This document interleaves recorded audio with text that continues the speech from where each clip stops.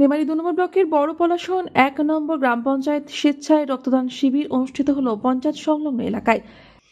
এই রক্তদান শিবিরে প্রায় ৩০ জন রক্তদাতা রক্তদান করলেন এবং সংগৃহীত রক্ত কানলা হসপিটালে ব্লাড ব্যাংকের হাতে তুলে দেন ব্লক প্রশাসনের পক্ষ থেকে।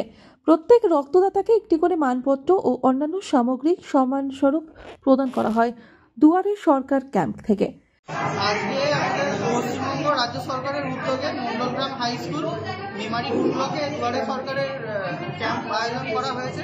এখানে আমাদের একটা স্বাস্থ্য শিবির হয়েছে এবং আজকে আমাদের এখানে একটা রক্তদানের অনুষ্ঠান চলছে। কালনা সাব ডিভিশনাল হসপিটাল থেকে টিম এসেছে আমাদের এখানে রক্তদানের জন্য।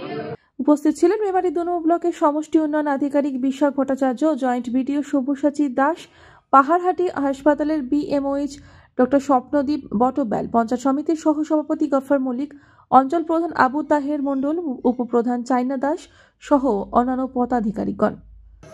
দেখুন, পূর্ব বর্ধমান জেলা তরফ থেকে এবং আমাদের মেমারি 2 ব্লক আজকে পশ্চিমবঙ্গ সরকারের তত্ত্বাবধানে আমাদের যে দুয়ারে সরকার ক্যাম্প, সেটা বড় পলাশন 1 গ্রাম পঞ্চায়েতে হচ্ছে। মডেল ক্যাম্পের মধ্যে ব্লাড ডোনেশন ক্যাম্প করার জন্য সেটা বড় পলাশন 1 গ্রাম পঞ্চায়েতের তরফ থেকে এখানে ক্যাম্প করা হয়েছে এবং সেই ক্যাম্পে খুবই আনন্দের সঙ্গে আমরা জানাচ্ছি যে এই গ্রাম পঞ্চায়েতের প্রধান সহ ওনার সমস্ত ফ্যামিলির প্রত্যেক মেম্বার এখানে স্বেচ্ছায় ব্লাড দিয়েছেন। উপপ্রধান ম্যাডাম নিজে দিয়েছেন এবং অন্যান্যরা দিয়েছেন। অলরেডি 25 জন মতো ব্লাড স্বেচ্ছায় দান করেছেন এবং ক্যাম্প এখনও চলছে। সরকার হচ্ছে দুয়ারে সরকার বা দুয়ারে সরকারে ব্লাড ব্যাংকে ব্লাড দেওয়া হচ্ছে, যেটা কানলা হসপিটাল ব্যাংকে ওটাকে ব্লাডটা দেওয়া হচ্ছে যাতে মানুষের সুবিধা হয়। বা আমি সকলকেই বলবো যে মানুষের পাশে থাকতে, রক্ত দিয়ে মানুষকে জীবন বাঁচাতে।